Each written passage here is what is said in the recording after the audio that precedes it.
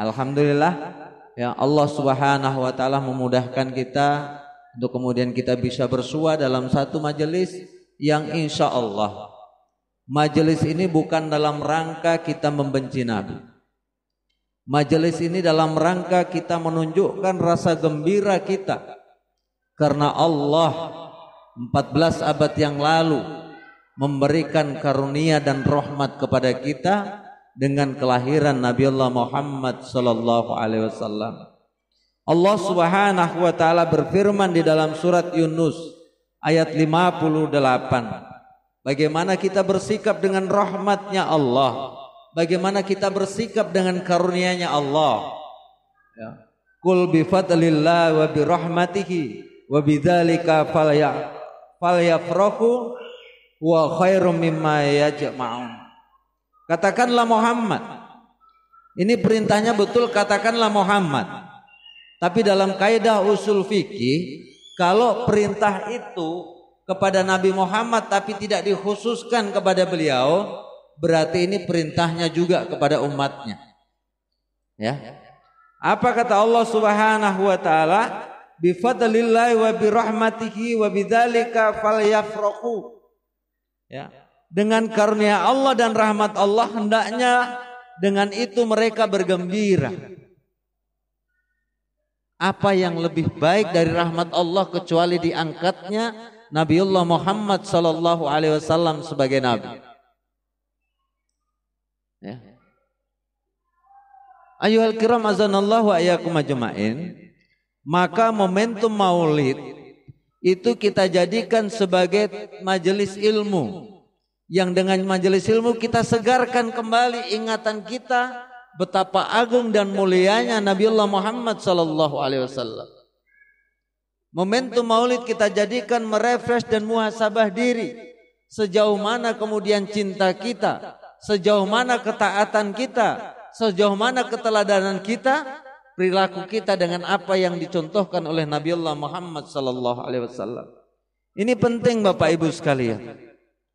Apa pentingnya? Umur kita dari hari ke hari bukan semakin panjang. Dari hari ke hari kita semakin mendekati pintu kematian. Dan saat-saat itu kemudian tidak ada yang berharga dalam hidup ini kecuali kemudian keimanan kita kepada Allah, keimanan kita kepada Rasulullah, kecintaan kita kepada Allah sekaligus kecintaan kita kepada Nabiullah Muhammad sallallahu alaihi wasallam. Ma'asyiral muslimin yang dimuliakan Allah. Kalau kemudian mungkin ada sebagian orang mempersoalkan malenya, anggap saja malenya ini hiburan. Ya, ibu-ibu bersedekah beli telur 1 rak di rumah, sebentar dimakan sama bapak sama adik-adik sekalian. Ya, dengan telur ini kemudian mereka bahagia bisa makan. Anggap saja kita sedang menyenangkan saudara kita sesama muslim. Ya. Dan tidak ada yang menganggap ini mal ini wajib. Saya ngisi pengajian di sana, ada maulid tidak ada malenya, tidak ada juga yang protes. Jadi ini bukan standar sah dan tidaknya kita merayakan maulid. Jadi jangan dipersoalkan dan jangan ditafsirkan yang macam-macam. Ya. Ayyuhal kiram azanallahu wa iyyakum ajma'in. Bapak Ibu sekalian yang dimuliakan Allah, bahwasanya kelahiran Nabi Allah Muhammad sallallahu alaihi wasallam bukan hanya kemudian diketahui oleh manusia ketika dia lahir.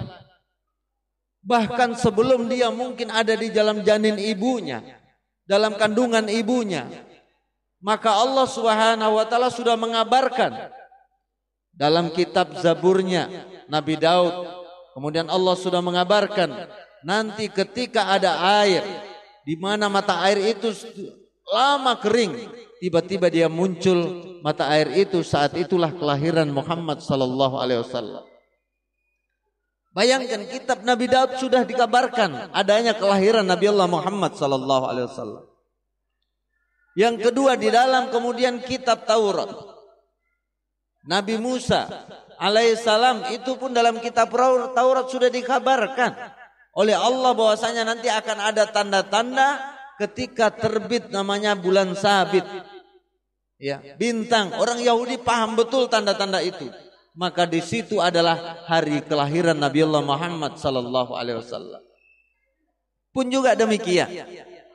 Di dalam kitab Injil Di zamannya Nabi Isa alaihissalam itu pun juga dikabarkan akan ada nabi penutup dari para nabi yang namanya Ahmad atau yang dikenal dengan Muhammad sallallahu alaihi wasallam. Ini sudah dikabarkan oleh Allah Subhanahu wa taala. Ma'asyiral muslimin, saudara-saudaraku sekalian yang dimuliakan Allah Subhanahu wa taala. Bahkan ketika kelahirannya pun kemudian memberikan kabar gembira, bukan hanya bagi manusia, namun kemudian ada kemujizatan, ada keajaiban.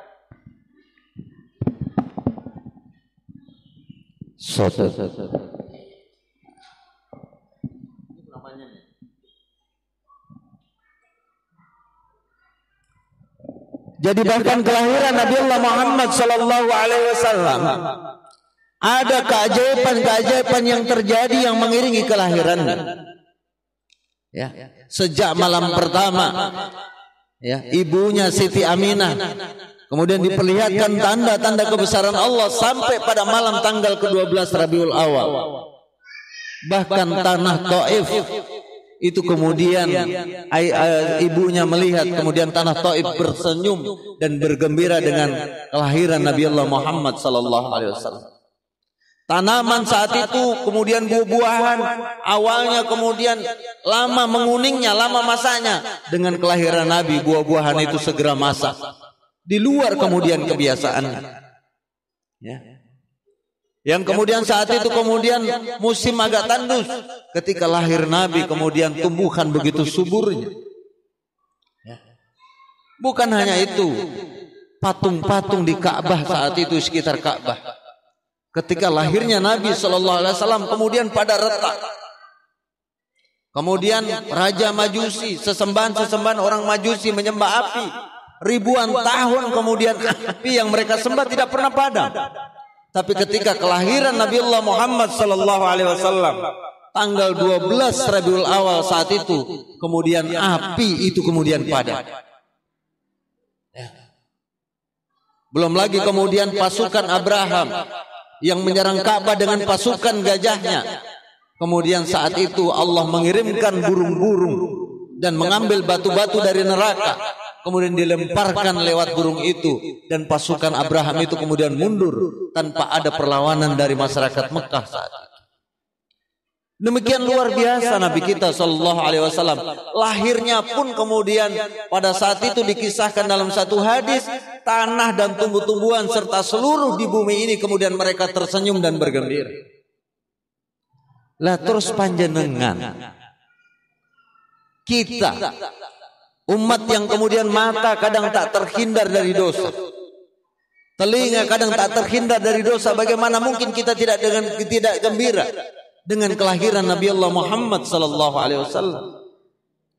Bagaimana mungkin kita tidak bersyukur kepada Allah menjadi umat Rasulullah sallallahu alaihi wasallam? Ayuhal kiram, Bapak Ibu sekalian yang dimuliakan Allah. Bahkan dalam kisahnya, keagungan dan kemuliaan Nabi Allah Muhammad sallallahu alaihi wasallam bukan hanya diyakini, bukan hanya diakui oleh orang yang beriman kepadanya. Orang yang tidak beriman sekalipun kepadanya, musuh sekalipun, dia tidak bisa mengingkari dengan keagungan dan kemuliaan Nabi Allah Muhammad sallallahu alaihi wasallam. Di zaman Nabi sallallahu alaihi wasallam ada seorang Yahudi. Dia kagum kepada Nabi, tapi dia angkuh. Tapi kemudian dia tidak bisa mengingkarinya betapa agung dan mulianya Nabi kita Muhammad sallallahu alaihi wasallam. Dia datanglah kepada Umar bin Khattab radhiyallahu anhu. Umar, tolong gambarkan saya, ceritakan saya bagaimana agungnya Nabi Muhammad sallallahu alaihi wasallam, nabimu itu. Umar bin Khattab mengatakan, saya tidak sanggup mengucapkan dengan kata-kata. Terlalu indah. Coba engkau tanya wahai fulan kepada Bilal bin Rabah, muadzinnya Nabi Allah Muhammad sallallahu alaihi wasallam. Bilal pun mengucapkan dengan kalimat yang sama. Saya tidak sanggup. Coba wahai fulan, datanglah kepada Ali bin Abi Thalib. Dia sepupu satu kalinya Nabi. Dia yang paling dekat dengan Nabi. Dia pula yang di kemudian hari menjadi menantunya Nabiullah Muhammad sallallahu alaihi wasallam.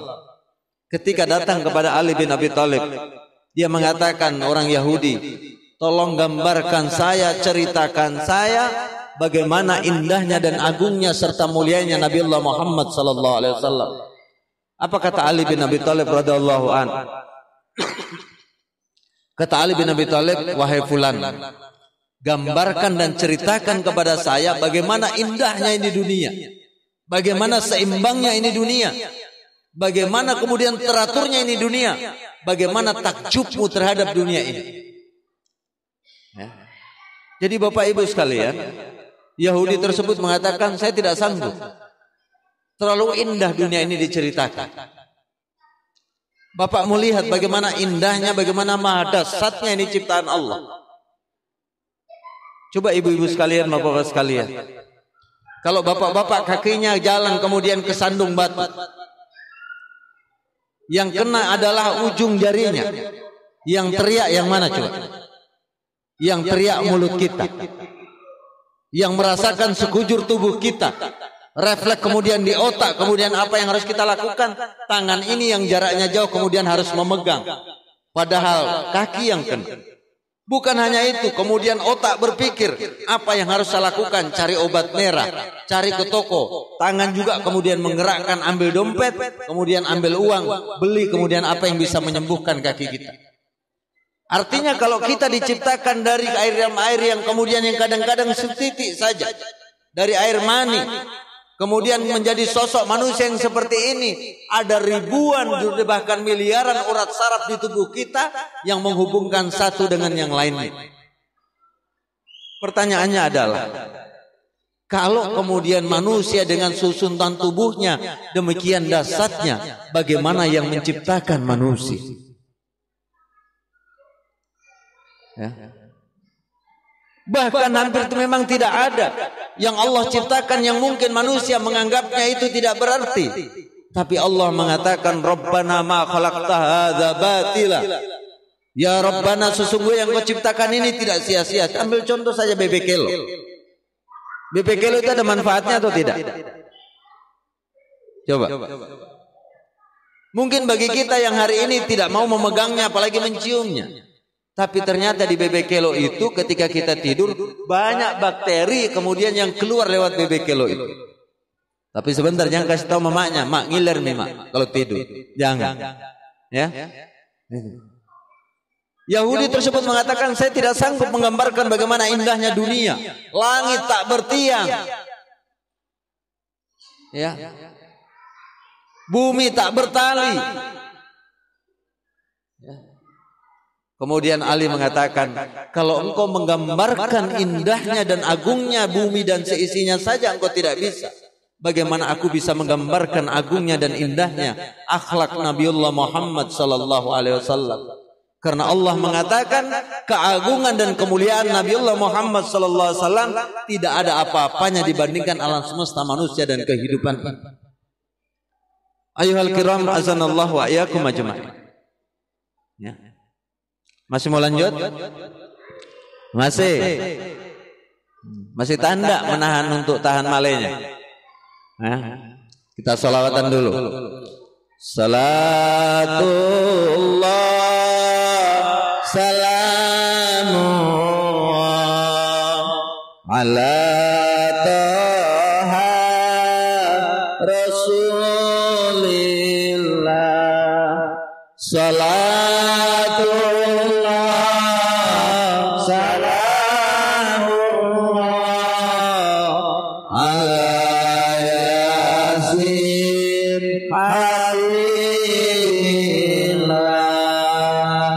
Sallu ala Nabi.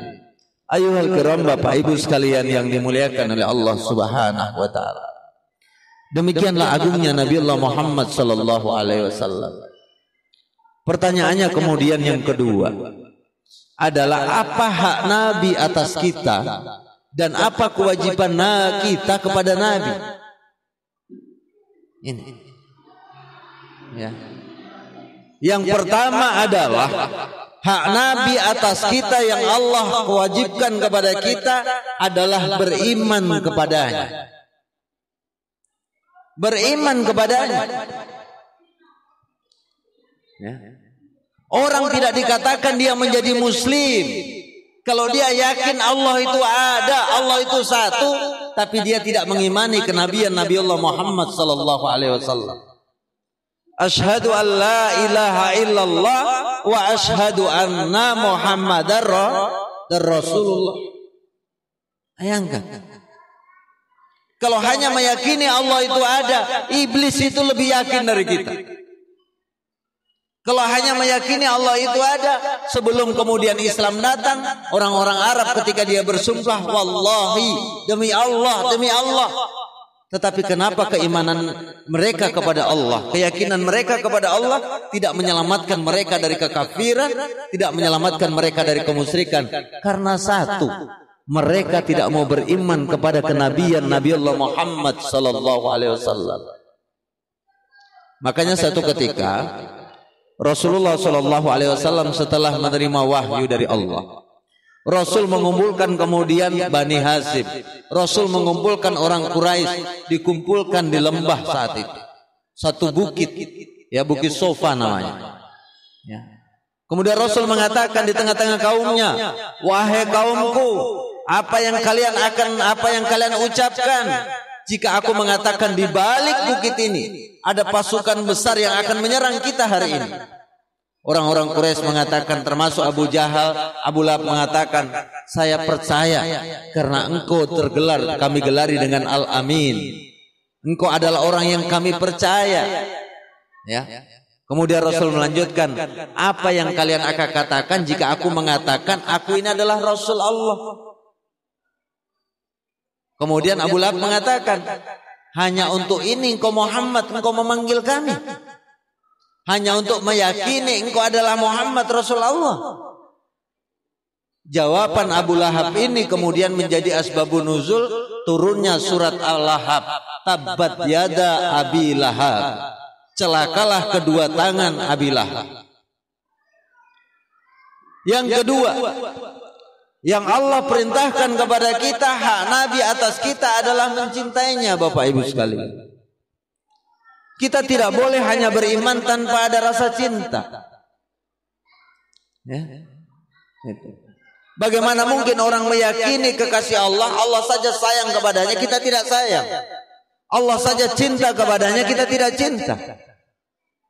Dan ada amalan yang menarik. Suatu ketika itu sahabat itu, imannya yang sedemikian luar biasanya.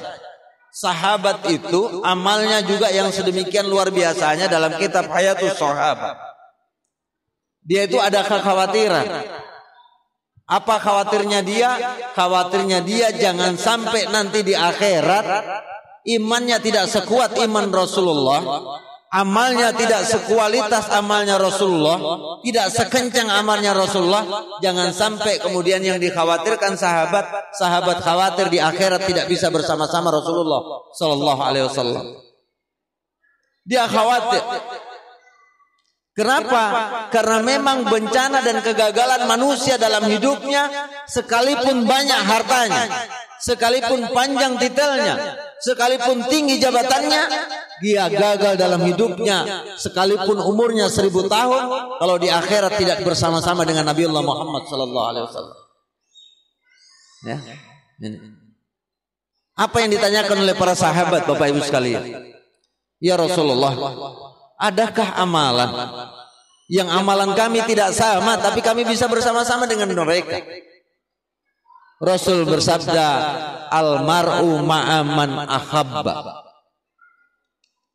Seseorang itu akan bersama dengan orang yang dia cintai. Ya. Sekalipun amalan kami tidak sama ya Rasulullah. Iya. Dan pada saat itu Anas bin Malik mengatakan, sahabat Nabi tidak ada yang lebih bahagia mendengar hadis itu kecuali di saat pertama bahagianya ketika dia menjadi muslim. Karena ternyata dengan iman, dengan amal yang tidak sekualitasnya sama dengan Nabi, tetapi bisa bersama dengan Nabi selama apa?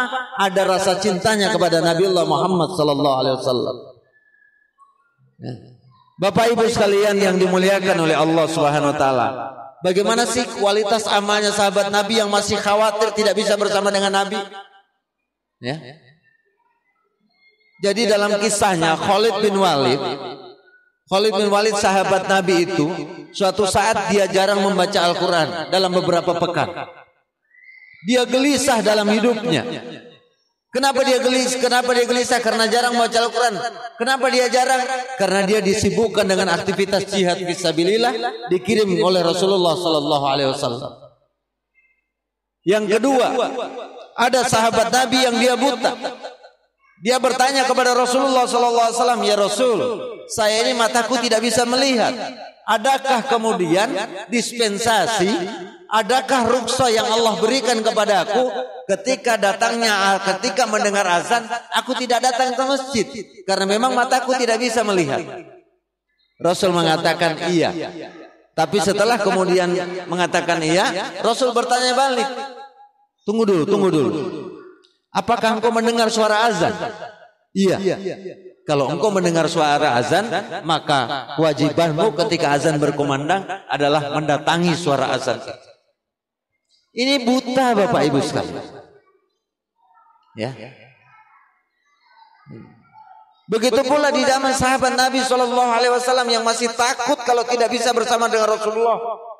Ada seorang wanita. Ya.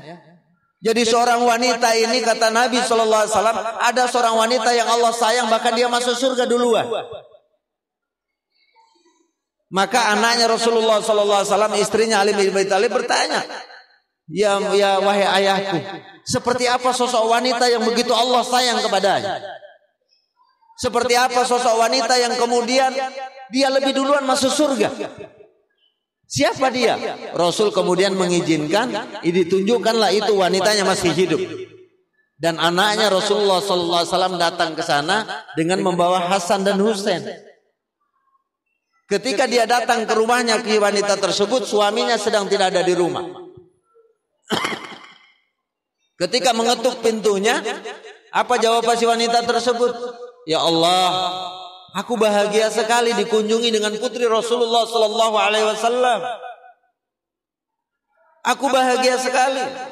Cuma kemudian aku belum dapat izin dari suamiku dan suamiku tidak mengizinkan dan Allah tidak ridho jika ada orang yang berbeda jenis kelamin, laki-laki maksudnya, kemudian masuk dalam rumah. Dan kata putri Rasulullah, yang mana? Ini Hasan dengan Husain. Loh, dia kan masih anak-anak. Sekalipun dia masih anak-anak karena dia beda. Karena dia bukan mahramku, maka kemudian aku tidak izinkan karena suamiku belum mengizinkan masuk dalam. Kemudian putri Rasulullah pulang dan menyimpan anaknya di rumah. Datang dengan sendirian. Ketika dia masuk rumah, dia ingin melihat ini wanita yang disayang Allah ini seperti apa. Ketika dia masuk dalam rumah, kemudian ada cambuk yang kemudian tergantung di dindingnya. Ya. Dia bertanya, apa yang kau lakukan dengan cambuk itu? Apa yang kau lakukan terhadap suamimu? Hingga kemudian ayahku, Nabiullah Muhammad SAW memberikan kabar kepadaku, engkau adalah wanita yang disayang oleh Allah dan wanita yang pertama kali masuk surga. Apa jawab wanita tersebut? Wanita tersebut mengatakan bahwasanya aku tidak keluar rumah kecuali atas izin dari suamiku. Yang kedua adalah ketika suamiku pulang dari mana-mana, aku siapkan air panas untuk mencuci kakinya, untuk membersihkan badannya. Setelah itu aku sediakan pakaian yang bersih dan rapi kepadanya, dan aku sediakan makanan kesukaannya. Setelah itu kemudian aku layani jika dia membutuhkan diriku. Dan jika suamiku tidak ridho dengan masakanku dan layananku, maka cambuk ini aku sediakan dan aku ridho suamiku mencabuk tubuhku daripada Allah tidak ridho kepadaku. Ini saja masih takut kalau tidak sama-sama dengan Rasulullah sallallahu alaihi wasallam di yaumil akhir. Ya. Ma'asyiral muslimin, Bapak Ibu sekalian yang dimuliakan oleh Allah. Oleh karena itu, apapun keadaan kita hari ini, sembari kita sedang berjuang untuk berbenah sama-sama agar iman kita baik, agar ketaatan kita baik, agar cinta kita baik. Jangan kalau mungkin harta mungkin bila berkurang, Kalau pekerjaan mungkin boleh kadang-kadang sulit. Pangkat mungkin boleh kadang-kadang turun. Tapi jangan pernah biarkan turun dan berkurang rasa cinta kita kepada Nabi Allah Muhammad sallallahu alaihi wasallam. Ya. Ini yang kedua. Yang ketiga adalah, masih mau lanjut atau tidak? Ya, lanjut enggak? Tidak? Lanjut atau tidak? Lanjut. Kita sholawatan dulu, baru lanjut lagi. Ya. Salatullah salamullah ala taha rasulillah.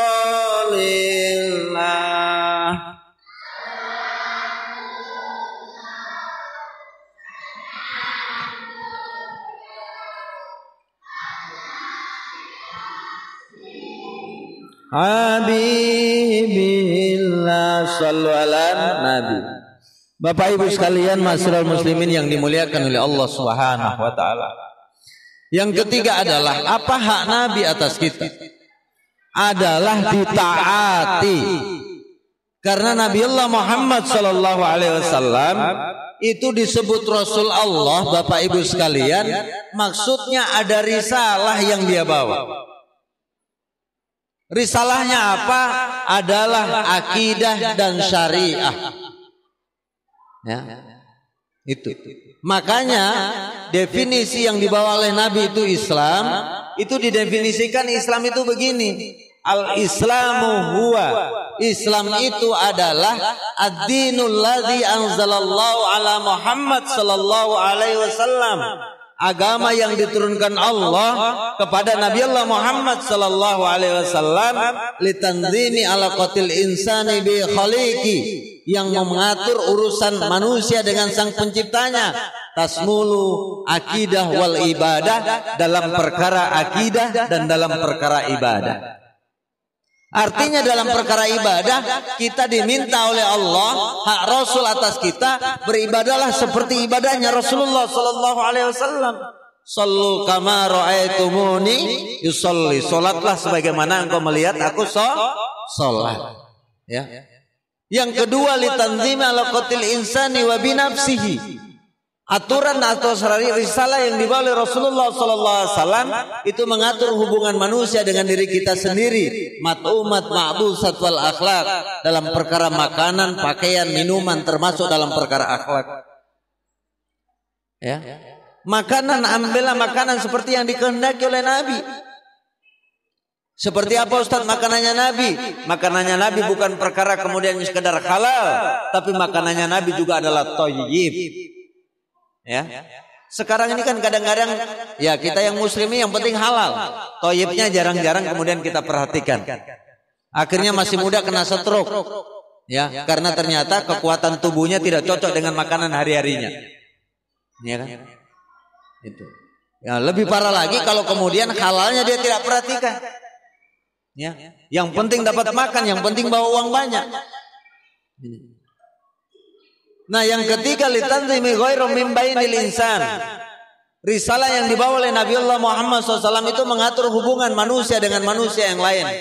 Muamalah wal uqubat, dalam perkara muamalah dan dalam perkara uqubat. Allah perintahkan kita untuk mentaati Rasulullah sallallahu alaihi wasallam.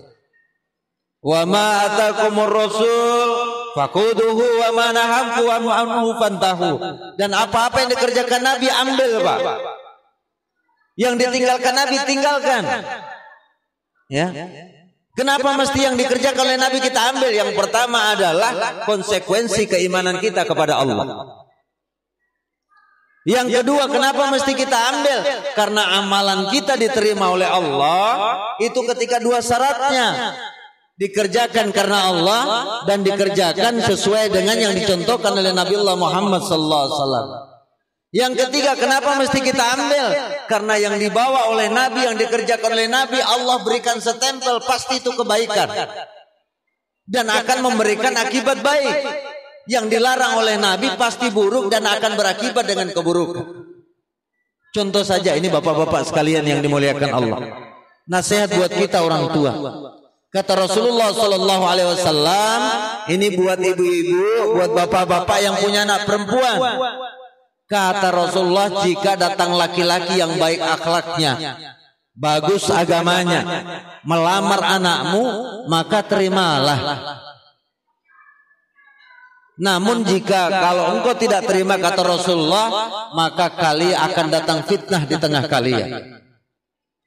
Ini kadang-kadang contoh saja, saya ingin tanya, andaikan ada anak kita perempuan, terus ada laki-laki yang betul-betul soleh, baik budi pekertinya, tapi dia tidak punya harta, belum punya pekerjaan, terus ada laki-laki yang salah, dia punya pekerjaan, dia punya pangkat jabatan, mana lebih tenang kita selaku orang tua, anak kita mana yang nikahi lebih tenang? Ini ujian, Pak. Maka jangan heran fitnah yang datang hari ini luar biasa. Ada wanita yang kemudian dia baru jadi istrinya 1 bulan, suaminya sudah baku gandeng dengan perempuan yang lain. Ketika awal nikahnya meriah luar biasa, tapi 1 tahun pernikahan istrinya napukul hari-hari. Ya kan? Baru 2 tahun menikah, kemudian suaminya yang dia pikirkan wanita yang lain. Padahal istrinya cantik sekali, yang di luar nah jelek sekali. Ya. Fitnah itu akan datang. Itu. Akhirnya sekarang masalah perceraian luar biasa.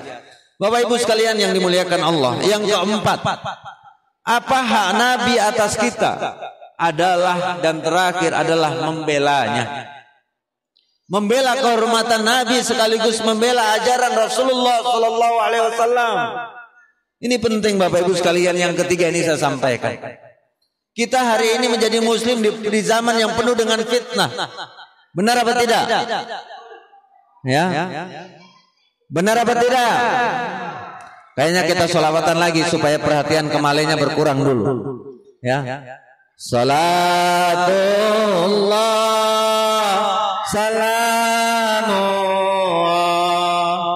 ala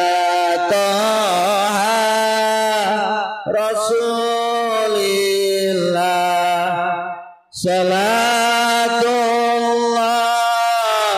salamullah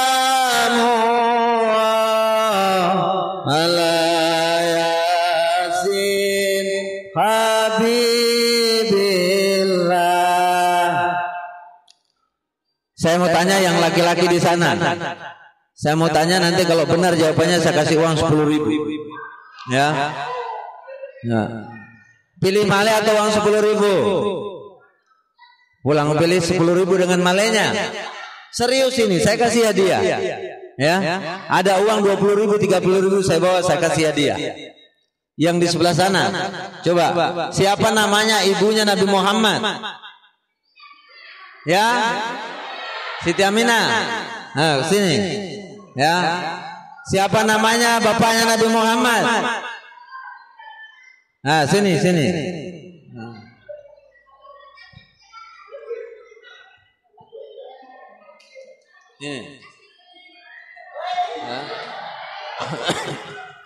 Bapak Ibu sekalian yang dimuliakan Allah Subhanahu wa taala, ini penting saya sampaikan untuk yang terakhir. Membelanya, ya. Membelanya. Ya. Kenapa kita membelanya? Karena hari ini kadang-kadang ajaran Nabiullah Muhammad sallallahu alaihi wasallam itu kemudian kita ambil hanya sesuai dengan selera kita. Kalau bertentangan dengan kepentingan kita, ajaran Nabi kemudian kadang-kadang jangankan diambil, kadang-kadang ajaran Nabi itu kita kriminalisasi, kita ejek, kita rendahkan Bapak Ibu sekalian yang dimuliakan Allah Subhanahu wa taala. Saudara-saudaraku sekalian yang dimuliakan Allah, ya. Oleh karena itu sekali lagi adalah ya, kita harus membela ajaran Nabi. Kita harus membela kehormatan Nabi. Saya berani sampaikan di mana-mana, saya sampaikan hari ini hampir setiap hari dan tak tersentuh hukum. Ucapan dari Ade Armando, Abu Janda, ketika dia merendahkan Nabi Muhammad dan merendahkan ajarannya, jangan dia.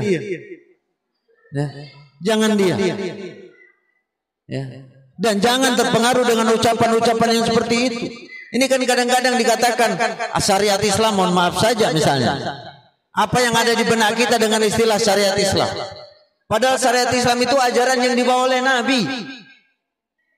Ya. Namun kadang-kadang karena mohon maaf saja tidak ada komunikasi, sementara orang-orang musuh Islam senantiasa memframing syariat Islam itu akan menghancurkan negeri dan lain sebagainya, akhirnya syariat Islam dianggap buruk oleh kita. Ya. Bapak Ibu sekalian yang dimuliakan, yang kedua, ini saya ingin sampaikan di mana-mana dan saya sudah sampaikan kemarin malam, tadi sore, besok juga di Balai Kota 2 saya akan sampaikan. Ada anak-anak muda kita itu hijrah, tiap hari baca Quran, tiap hari ke masjid, tidak lagi mau pacaran. Kadang-kadang ada beban di pundak mereka yang berat. Ini aliran apa ini? Jangan-jangan tersesat. Jangan-jangan kaum radikal ini. Jangan-jangan intoleran. Tuduhan-tuduhan negatif itu melekat dengan remaja yang seperti ini. Tapi giliran ada remaja yang ketika azan dia masih dideker. Tiap malam dia minum minuman keras. Tiap hari dia berzina. Tidak pernah datang ke masjid. Tidak pernah kita tanya kalau muslim yang seperti ini aliran sesat atau bukan. Ini orang kenal. Jangan-jangan sampai ini orang merusak negeri dan lain sebagainya. Akhirnya dengan persepsi seperti itu, kalau Allah panggil kita kapan saja, Masya Allah, apa pertanggungjawaban kita di hadapan Allah? Kita orang mengaku beriman, tapi kita menjadi musuh bagi agama kita sendiri. Oleh karena itu Bapak Ibu sekalian yang dimuliakan Allah Subhanahu wa ta'ala, hidup ini semakin hari semakin sempit. Jatah hidup kita semakin sedikit. Kita sedang berlari sama-sama menuju pintu kematian. Ketika kematian itu datang, maka kemudian datang malaikat mungkar dan nangkir. Maka saat itu malaikat mungkar dan nangkir bertanya, Man Rabbuka? Siapa nabimu? Pertanyaan itu malaikat akan tanyakan, tidak lagi mengenal jabatannya. Malaikat akan bertanya, tidak lagi mengenal berapa banyak hartanya. Allah Ta'ala, malaikat tidak mengenal strata hidupnya. Semua akan ditanya, Man Rabbuka? Bisakah bibir ini, bisakah mata ini, bisakah telinga ini menjawab Allah Rabbuna kalau dalam hidup ini kita meninggalkan Allah Subhanahu wa ta'ala? Malaikat akan bertanya, Nabi buka, siapa nabimu? Bisakah kemudian mata ini, tangan ini menjawab Nabi Muhammad nabiku? Kalau dalam hidup ini kita kehilangan cinta dan kehilangan ketaatan kepada Nabi Allah Muhammad sallallahu alaihi wasallam.